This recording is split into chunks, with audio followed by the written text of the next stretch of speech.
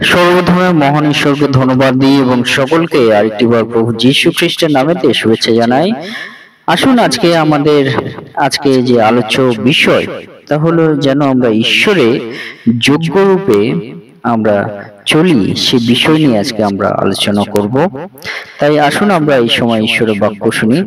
এফেসীয় তার ৪ অধ্যায় ১ পদ, অতএব প্রভুতে বন্দী আমি তোমাদিগকে বিনতি করিতেছি, তোমরা যে আহ্বানে আহুত হইয়াছ তাহার যোগ্যরূপে চলো। ঈশ্বর তার বাক্যে আমাদের প্রত্যেককে আশীর্বাদ যুক্ত করুন, আমেন। হে আমাদের স্বর্গের পিতা, আমাদের করুণাময় প্রভু, তোমার মহানামের ধন্যবাদ, প্রশংসা এবং গৌরব দিই আজকে আবার একটি সুন্দর দিন দেওয়ার জন্য। আর প্রভু, এই দিনে তোমার চরণ তলে আমাদের জীবনকে, আমাদের মনকে, আমাদের আত্মাকে, আমাদের সমস্ত প্রভু চিন্তা ভাবনাকে তোমার হস্তে সমর্পিত করি পিতা। এবং প্রভু, আমাদের সমস্ত কার্যের ভার তোমার হস্তে সমর্পণ করি পিতা। প্রার্থনা করি, হে আমাদের আব্বা পিতা, তোমার পবিত্র আত্মার দ্বারা প্রভু তুমি আমাদের জীবনে পরিচালনা দাও। এবং হে পিতা, আমাদেরকে এই সময় তোমার যে বাণী শোনার সুযোগ করে দিয়েছো, সে বাণীর মধ্য দিয়ে তুমি আমাদের জীবনে কথা বলো। যে প্রভু, আমরা তোমাতে যে আহ্বান আমরা পেয়েছি প্রভু, তুমি যে আহ্বান আমাদের করেছো, সেই আহ্বানে যে আমরা আহুত হয়েছি প্রভু, আমরা কিভাবে তোমারতে আমরা যোগ্য রূপে আমরা চলবো, সে বিষয় সকল তুমি আমাদেরকে বুঝতে সাহায্য করো। এবং প্রভু, প্রত্যেক সন্তান যারা শুনছে প্রত্যেকের জীবনে তুমি কথা বলো, সঙ্গে সঙ্গে থাকো, সমস্ত ভার তুমি নাও। এই প্রার্থনা প্রভু যীশু নামে চাই, আমেন। জয় যিশু, জয় যিশু। আজকে পিতা ঈশ্বর তিনি আমাদেরকে যে বিষয় বলেন যেন আমরা প্রভুতে যোগ্য রূপে চলি, আমরা যেন ঈশ্বরে যোগ্য রূপে আমরা চলি, সে বিষয় পিতা ঈশ্বর তিনি আমাদেরকে বলেন। কেন তিনি আমাদেরকে বলেন? কারণ পিতা ঈশ্বর তিনি আমাদেরকে আহ্বান করেছেন, আমাকে, আপনাকে, আমাদের প্রত্যেককে পিতা ঈশ্বর আহ্বান করেছেন। আর যারা ঈশ্বরের দ্বারা আহ্বান পেয়েছে, আহ্বানে আহুত হয়েছে, প্রত্যেককে পিতা ঈশ্বর তিনি বলছেন যেন আমরা ঈশ্বরে যোগ্য রূপে চলি। আজকে এই জগতে অনেক মানুষ আছে, অনেক জাতি আছে, অনেক ভেদ আছে, কিন্তু এই জগতে যত মানুষ আছে তার মধ্য দিয়ে যদি আপনি ঈশ্বরের আহ্বান পেয়েছেন, যদি আপনি ঈশ্বরের আহ্বানে আহুত হয়েছেন, যদি ঈশ্বর থেকে আপনি ডাক পেয়েছেন, যদি ঈশ্বর আপনাকে ডেকেছে নাম ধরে, যদি ঈশ্বর আপনার জীবনে কার্য করছে, সেই বিষয় সকলের মধ্য দিয়ে আমাদেরকে পিতা ঈশ্বর একটি বিষয় আমাদেরকে বলতে চান। আমরা যদি ঈশ্বরের সেই আহ্বানে আমরা সাড়া আমরা দিই, সেই আহ্বান আমরা যদি ঈশ্বর থেকে আমরা পাই, পিতা ঈশ্বর তিনি আমাদেরকে বলেন সেই আহ্বানের সহিত আমরা যেন যোগ্য রূপে আমরা ঈশ্বরে আমরা চলি। অর্থাৎ ঈশ্বর যে আহ্বানটা করেছে সেই আহ্বানকে আমরা যেন গ্রহণ করি, সেই আহ্বানকে আমরা যেন স্বীকার করি, সেই আহ্বানকে আমরা যেন সম্মতি আমরা প্রদান করি। পিতা ঈশ্বর তিনি আমাদেরকে বলেন, এবং সেই মধ্য দিয়ে আমরা ঈশ্বরের যোগ্য রূপে আমরা যেন চলি। আজকে যোগ্য রূপে চলা বলতে পিতা ঈশ্বর তিনি আমাদেরকে কি বলতে চান? পিতা ঈশ্বর তিনি আমাদেরকে বলতে চান যেন আমরা তাতে সমর্পিত জীবন, আমরা ঈশ্বরের জন্য সমর্পিত জীবন আমরা রাখি, আমরা যেন ঈশ্বরের বাক্যে আমরা বাধ্য হই, আমরা যেন ঈশ্বরের বিশ্বস্ত আমরা থাকি। পিতা ঈশ্বর তিনি আমাদেরকে বলেন।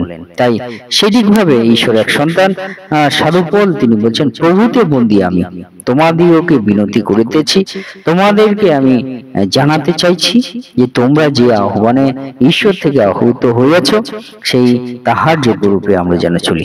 অর্থাৎ ঈশ্বরে যেন আমরা বাধ্য থাকি, ঈশ্বরে যেন আমরা বিশ্বস্ত থাকি, ঈশ্বরে যেন আমরা সমর্পিত জীবন আমরা থাকি। পিতা ঈশ্বর তিনি আমাদের সে বিষয় আজকে আমাদেরকে বলতে চান। এবং সেই জন্য প্রথমে যদি আমরা দেখি আদি পুস্তক তার 5 অধ্যায় 24 পদ, সেখানে আমরা দেখি, সেখানে লেখা আছে, হনক ঈশ্বরের সহিত গমনাগমন করিতেন, পরে তিনি আর রহিলেন না, কেন ঈশ্বর তাহাকে গ্রহণ করিলেন। Amen, hallelujah.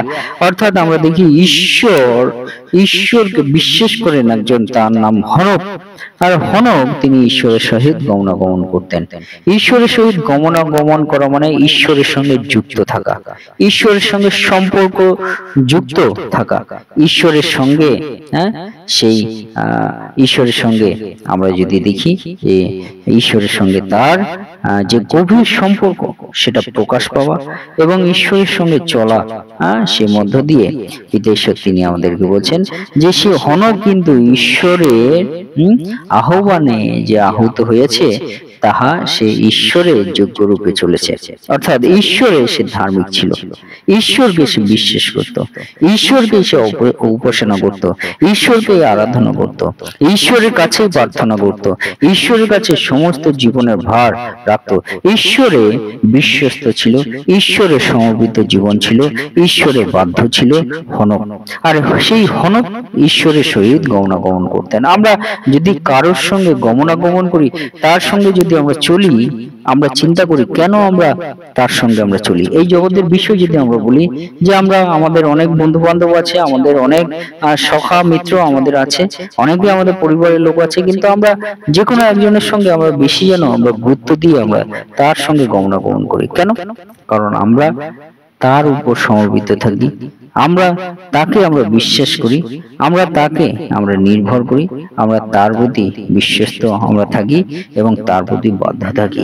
আর সেই বাধ্যতার মধ্য দিয়ে আমরা দেখি যে পিতা ঈশ্বর সঠিকভাবে আমাদেরকে বলেন যে সেটাই হলো যোগ্য রূপে চলা। সঠিকভাবে আমরা যেন ঈশ্বরে যেমন হনক ঈশ্বরের সহিত যোগ্য রূপে চলতেন, ঈশ্বরকে বিশ্বাস করতেন, সঠিকভাবে পিতা ঈশ্বর তিনি যে বলছেন যেন আমরা ঈশ্বরে বিশ্বাস করি, ঈশ্বরের সম্পর্ক যুক্ত থাকি, ঈশ্বরে বাধ্য থাকি, ঈশ্বরে সমর্পিত জীবন আমরা রাখি। 2 নম্বর বিষয় যদি আমরা দেখি সেটি কি, আদি পুস্তক 17 অধ্যায় 1 পদ, অব্রাহামের 99 বৎসর বয়সে সদাপ্রভু তাহাকে দর্শন দিলেন, কহিলেন, আমি সর্বশক্তিমান ঈশ্বর, তুমি আমার সাক্ষাতে গমনাগমন করিয়া সিদ্ধ হও। Amen, hallelujah. আজকে আমরা দেখি যে আব্রাম সেই অব্রাম আমরা দেখি 99 বছর বয়সে সদাপ্রভু তাকে দর্শন দিলেন। অব্রাম তার জীবনে সদাপ্রভুর দর্শন তিনি পেলেন, সদাপ্রভুর আহ্বান তিনি পেলেন, সদাপ্রভুর ডাক তিনি পেলেন। সদাপ্রভু তাকে মনোনীত করলেন 99 বছর বয়সে। অনেকে আমরা 5 বছর বয়সেও ঈশ্বরকে বিশ্বাস করতে আমরা দেখেছি, অনেকে 10 বছর, অনেকে 20 বছর, অনেকে 30 বছর, অনেকে 50 বছর, কিন্তু আব্রাহাম 99 বছর বয়সে ঈশ্বরের দর্শন পেলেন, ঈশ্বরের ডাক পেলেন, ঈশ্বরের আহ্বান পেলেন এবং সেই বয়সে আব্রাহাম ঈশ্বর থেকে যে ডাক পেলেন, আহ্বান পেলেন, সেই আহ্বানে আব্রাহাম সেই বয়সে ঈশ্বরের আহ্বানকে সম্মতি দিয়েছে, গ্রহণ করেছে, ঈশ্বরের আহ্বানকে সম্মান দিয়েছে। ঈশ্বর তাকে ডেকেছে আর সেই ঈশ্বরের ডাককে সাড়া দিয়েছে, ঈশ্বরকে ঈশ্বরের কাছে সমর্পিত এবং বিশ্বস্ত জীবন তিনি রেখেছে। সেটিকভাবে আজকে আমরা এই জগতে যারা এই মুহূর্তে আমরা শুনছি, হতে পারে আমরা যিশুতে আমরা বিশ্বাসী নই, কিন্তু যারা আমরা নতুন যিশুর বিষয় সকল জানার চেষ্টা করছি, পিতা ঈশ্বর আপনাকে ডাকছে। আজকে বাক্যের মধ্যে দিয়ে পিতা ঈশ্বর তিনি আপনাকে ডাকছে, আপনাকে আহ্বান করছে যেন আমরা পিতা ঈশ্বরে সিদ্ধ হই, পিতা ঈশ্বরে গমনাগমন করিয়া পিতা ঈশ্বরের সাক্ষাতে আমরা সিদ্ধ হই, এই পিতা ঈশ্বরের সম্মুখে আমরা চলি। পিতা ঈশ্বর এই মধ্য দিয়ে আমাদেরকে বলেন যে আমরা যেন প্রভুতে আমরা যোগ্য রূপে চলি, ঈশ্বরে আমরা যোগ্য রূপে আমরা চলি, সে বিষয় পিতা ঈশ্বর তিনি আমাদেরকে বলেন। তাই পিতা ঈশ্বর তিনি আমাদেরকে ডাক তিনি দেন, এই মধ্য দিয়ে সেই ডাকে আমরা যেন সাড়া দিই, সেটাই হলো ঈশ্বরের যোগ্য রূপে চলা। 3 নম্বর বিষয় যদি আমরা দেখি সেখানে রোমীয় 12:1 অতএব হে ভাতৃগণ, ঈশ্বরের নানা করুণার অনুরোধে আমি তোমাদেরকে বিনতি করিতেছি, তোমরা আপন আপন দেহকে জীবিত পবিত্র ঈশ্বরের প্রীতিজনক বলিরূপে উৎসর্গ করো, ইহাই তোমাদের চিত্তসঙ্গত আরাধনা। Amen, hallelujah. অর্থাৎ আমরা যদি দেখি যে ঈশ্বরের যোগ্য রূপে চলা মানে আমাদের নিজেদেরকে জীবিত পবিত্র ঈশ্বরের প্রীতিজনক বলিরূপে উৎসর্গ করা, অর্থাৎ ঈশ্বরে আমরা যেন জীবিত অবস্থায় ঈশ্বরের জন্য আমরা উৎসর্গকৃত আমরা হই এই জগতে। কেমন যেমন আমরা ঈশ্বরের কার্য, ঈশ্বরের সুসমাচার প্রচার মধ্য দিয়ে, ঈশ্বরের নাম প্রচারের মধ্য দিয়ে, ঈশ্বরের গুণকীর্তন করার মধ্য দিয়ে, হ্যাঁ, আমরা যেন এই জগতে আমরা উৎসর্গ হই আমাদের প্রভুর জন্য। সেই মধ্য দিয়ে পিতা ঈশ্বর বলছেন ওইটাই আমাদের চিত্ত সঙ্গত আরাধনা এবং ঈশ্বরের যোগ্যরূপে চলা। 4 নম্বর বিষয় যদি আমরা দেখি, প্রথম করিন্থীয় 4:16, অতএব তোমাদেরকে বিনয় করি, তোমরা আমার অনুকারী হও। আমরা যেন ঈশ্বরের আমরা অনুকারী হই, পিতা ঈশ্বর তিনি আমাদেরকে বলেন। হালেলুয়া।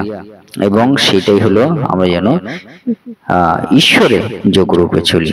এবং শেষে বলতে চাই, জেরেমিয়া কহিলেন, জেরেমিয়া 38:20, জেরেমিয়া কহিলেন, আপনি সমর্পিত হইবেন না, বিনয় করি আমি আপনাকে যাহা বলি সে বিষয়ে আপনি সদাপ্রভুর বাক্য মান্য করুন, তাহাতে আপনার মঙ্গল হইবে, আপনার প্রাণ বাঁচিবে। আমেন। আজকে আমরা দেখি যে জেরেমিয়া তিনি একজন রাজাকে বলছেন যে তুমি যেন কোনোভাবে শত্রুপক্ষের দেশের কাছে তুমি সমর্পিত যেন না হয়। আমি আপনাকে যাহা বলি, অর্থাৎ পিতা ঈশ্বর যে সদাপ্রভু তিনি আমাকে যাহা বলেছেন সেই সদাপ্রভুর যেন বাক্য আমরা মান্য করি, তাহাতে আমাদের মঙ্গল হইবে, প্রাণ বাঁচবে। অর্থাৎ পিতা ঈশ্বরের যোগ্যরূপে চলা মানে কিন্তু ঈশ্বরের বাক্যকে মান্য করা।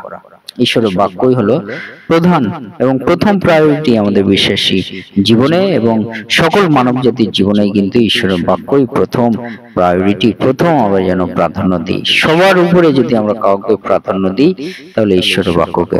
আর এই মধ্য দিয়ে পিতা ঈশ্বর তিনি বলেন ঈশ্বরে আমরা যোগ্যরূপে চলার আমরা শক্তি পাই যখন আমরা ঈশ্বরের বাক্যকে আমরা প্রথমে আমরা প্রাধান্য দিই। তাই প্রভুতে বন্দী সেই সাধু পল তিনি বলছেন যে ঈশ্বরের যে আহ্বান, ওই আহ্বানে তোমরা যদি বন্দী হও, সেই আহ্বানে তোমরা যদি আহুত হও, তোমরা যোগ্যরূপে চলো, তাতেই তোমাদের জীবনে উদ্ধার পরিত্রাণ, তাতেই তোমাদের স্বর্গীয় জীবন তোমরা পেতে পারবে অনন্তকালীনের জন্য। তাই আসুন আমরা ঈশ্বরে আমরা যোগ্যরূপে আমরা চলি এবং তার মহিমা কীর্তন ধন্যবাদ সহকারে তার চরণতলে আমাদের জীবনকে আমরা সমর্পিত করি। ঈশ্বর তার বাক্যে আমাদের প্রত্যেককে আশীর্বাদ যুক্ত করুন। আমেন। জয় যিশু, জয় যিশু, জয় যিশু।